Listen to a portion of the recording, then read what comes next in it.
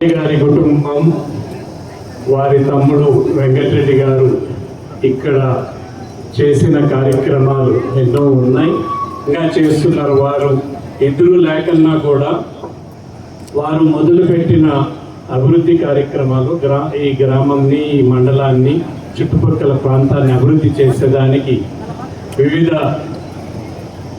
స్థాయిల్లో వాళ్ళు శాంక్షన్స్ తీసుకొని వచ్చి డబ్బు ఖర్చు పెట్టి చేయడం జరుగుతూ ఉంది. నేను 2-3 విషయాలు వారి గురించి, వారి కుటుంబం గురించి ఆల్రెడీ అందరూ చెప్పారు. 2-3 విషయాలు చెప్పాలి. ఇప్పుడే భాస్కర్ చెప్తున్నాడు, నేను ముఖ్యమంత్రి అయిన 2వ రోజుకే వాళ్ళకు డబుల్ రోడ్ ఇది శాంక్షన్ చేశానంట. One of the first files నేను సంతకం పెట్టింది ఈ డబుల్ రోడ్ అంట. నాకు గుర్తులేదు. సిద్ధరామరెడ్డి గారు ఏ విధమైన వ్యక్తి అంటే మీకు ఒక విధంగా తెలిసిండొచ్చు, నాకు వేరే విధంగా తెలుసు. మా తండ్రి గారి స్నేహితుడుగా, మా తండ్రి గారికి అతి సన్నిహితుడుగా, నాకు ఏ హోదాలో ఉన్నా కూడా, ఎమ్మెల్యేగా కానీ, చీఫ్ విప్గా ఉన్నా కానీ, స్పీకర్గా ఉన్నా కానీ, చీఫ్ మినిస్టర్గా ఉన్నా కానీ నిర్మమాటంగా వచ్చి సలహా ఇచ్చేవాడు. ఆయన గట్టిగా మాట్లాడేవాడు కాదు, కానీ కఠినంగా ఖచ్చితంగా చెప్పేవాడు. ఇది మీరు పొరపాటు చేస్తున్నారు అని నాకు ముఖ్యమంత్రిగా ఉన్నప్పుడు, స్పీకర్గా ఉన్నప్పుడు ఎన్నోసార్లు నన్ను హెచ్చరించారు. అది బయట చెప్పరు, నేరుగా నాకే చెప్పేవాడు. మామూలుగా అధికారంలో ఉంటే ఎవరు వచ్చి వ్యతిరేకంగా ఎవరు మాట్లాడరు, అంతా మీరు చేసేది రైట్ రైట్ రైట్ అంటారు. దిగిపోయినాక మళ్ళీ తెలుస్తుంది మనకి ఏం పరిస్థితి అని. కానీ అధికారంలో ఉన్నప్పుడు స్పష్టంగా వచ్చి సలహా చెప్పిన ఏకైక వ్యక్తి, నాకైతే సలహాలు ఇచ్చిన వాళ్ళలో సిద్ధరామరెడ్డి గారు. నిర్మమాటంగా ఆయన చెప్పిన విషయాలు చాలా కూడా కాలం పోయిన తర్వాత, చాలా కాలం అయిన తర్వాత అవి సరైన సలహాలుగా నేను గుర్తించడం జరిగింది.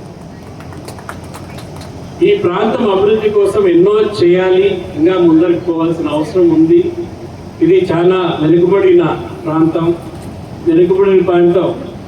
వీళ్ళేమో ఒప్పుకోరు, ఈ గవర్నమెంట్ కూడా. నేను మొట్టమొదట చంద్రబాబు నాయుడు గారిని ఈసారి ముఖ్యమంత్రి అయినా కలిసినప్పుడు మొట్టమొదట ఈ జిల్లాల్ని కలిపేవయ్యా అని చెప్పారు.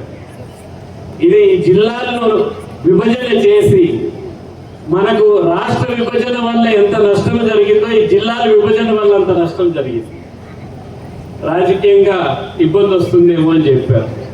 నేనేంటి చేసేసేవాడిని, కలిపేసేవాడిని. పాత చిత్తూరు జిల్లా, పాత జిల్లాలు చేసేవాడిని, ఎర్స్ట్వైల్ జిల్లాలు.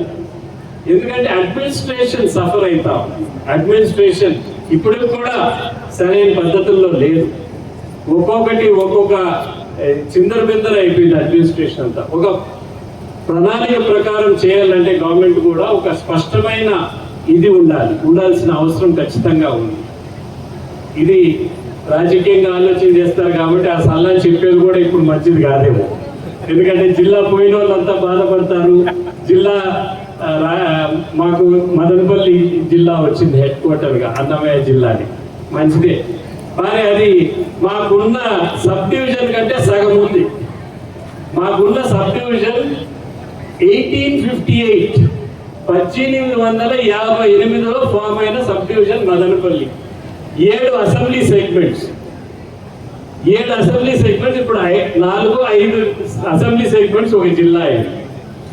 ఒక కలెక్టర్, అప్పుడు ఒక సబ్ కలెక్టర్ హాఫ్, ఇప్పుడు ఒక జిల్లా. సో అడ్మినిస్ట్రేషన్ మంత్రి గారు ఉన్నారు కాబట్టి వారు చూసుకుంటారు.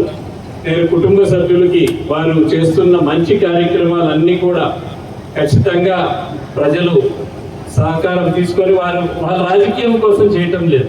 వాళ్ళు ఏదో ఎమ్మెల్యే పోటీ చేయాలో, ఎంపీ పోటీ చేయాలనో చేయటం లేదు. మాకైతే ఆ ఆశ ఉంటుంది, మేము పోటీ చేస్తే 10 ఓట్లు పడతాయి. కానీ ఆశ లేకన్నా, ఎటువంటి లాభం పొందకన్నా, ఎటువంటి అవసరం లేకన్నా అభివృద్ధి చేస్తున్నారు కాబట్టి ఒకసారి పెద్ద ఎత్తున వారికి తప్పట్లు తగ్గాల్సిన అవసరం ఉంది.